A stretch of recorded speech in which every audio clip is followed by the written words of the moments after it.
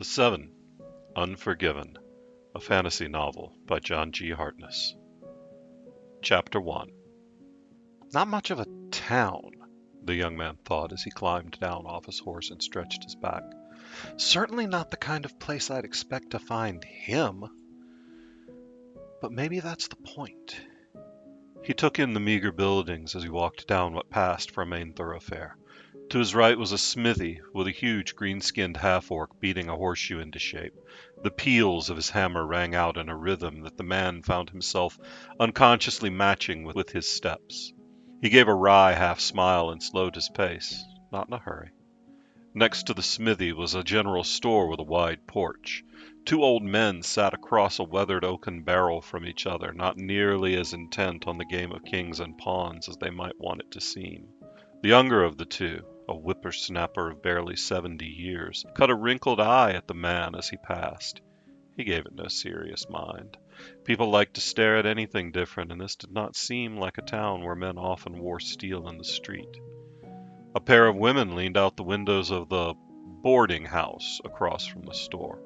One, a red-headed human with freckles scattered across her impressive bosom, the other a lissom elvish woman carrying the air of ennui and sadness that always enveloped the fey folk when they were away from their trees, either by their own doing or by circumstances beyond their control. The elf caught his eye, her hand straying down to her thigh as she sat perched on the windowsill, a dress of gossamer green silk flowing in the slight breeze. The man noted the slight bulge of a blade strapped to her thigh. The willowy forest dweller was not without her defenses, it seemed.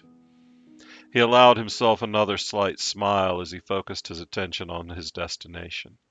The town's only inn and tavern sat at one end of the street, more a wide dirt path beaten down between the buildings than anything constructed with intent. A wide two-story building, 6 sturdy posts held up the shallow porch covering the front door. A low wall sat atop the porch, just about the perfect height for a crossbowman to kneel behind and take some cover while still seeing the approach of anyone coming from town. Large windows blanketed the front of the building, but anyone looking closely would no doubt see the large shutters hinged to the top of each window. The traveler gave a slight nod as he saw this. No doubt there was a release mechanism inside that would drop each shutter simultaneously. He may have left the life, but it certainly hasn't left him. His heavy boots thumped on the steps leading up to the porch, and the man paused. That wasn't right. His footsteps were too loud, with too much echo. An amused huff escaped him. He kept the space under the steps hollow so it would be harder to sneak up on him. Anyone running onto this platform would announce their presence.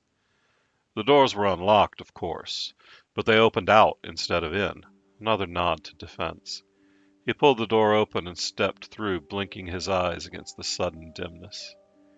He took in the gaming tables, the small stage in the corner by the fire where bards and traveling minstrels would play for their supper and a warm spot to lay their head.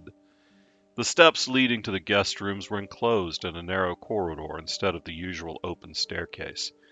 But this proprietor wouldn't be renting girls out, so there was no need to display their wares to a drunken clientele, and narrow hallways were much better for defenders and much, much more difficult for attackers. He strode across the room to the bar, feeling every eye upon him as his boots clomped across the worn wooden floor. The man pulled out a stool and said, "Ale." He didn't look up. It wasn't time yet. He wanted to make sure his quarry was close enough before he revealed himself. A meaty brown hand with brutally scarred knuckles pushed a tankard across to him. A little foam ran down the side of the battered pewter mug, and the nutty scent of home-brewed ale wafted up to his nose. Someone has developed a new skill in the past few decades, he mused. First one's on the house for newcomers, but I'll need to see the color of your money before I'll pour a second, the bartender said. His voice was a low, rumbling baritone that seemed to come from down around the bowels of the earth. The man said nothing, just reached into a purse hanging from his belt and withdrew a small gold disc. He placed it on the bar and slowly drew back his hand, revealing the coin. The bartender kept a tight rein on his reaction, but not tight enough to hide the sharp intake of breath as he recognized the token for what it was. Not a coin of any realm, but a token. A symbol of a very special organization that the world thought long dead. Only 7 coins like this had ever been made, and thanks to a very particular piece of magic in the smelting process, only 7 could ever be made. They were only supposed to be in the possession of 7 very specific people. The young man sitting at the bar sipping ale was not one of those people, and the bartender knew that fact only too well. "I'm afraid that won't spend, stranger," the burly innkeeper said, drawing closer and leaning over to wipe up the drops of foam from the bar's immaculate surface. "How did you come by that coin, and how did you come to be in my tavern?" The bartender's voice was low, too soft to be heard by any of the other customers, but there was no mistaking the cold determination behind his words. If he didn't like the man's answer, the threat of extreme and immediate violence was very real. The man looked up at him, finally meeting the bartender's gaze. This time, the thick-shouldered man didn't even try to hide his shock. He took a step back, his eyes widening. Shock? Or maybe fear? Who are you?"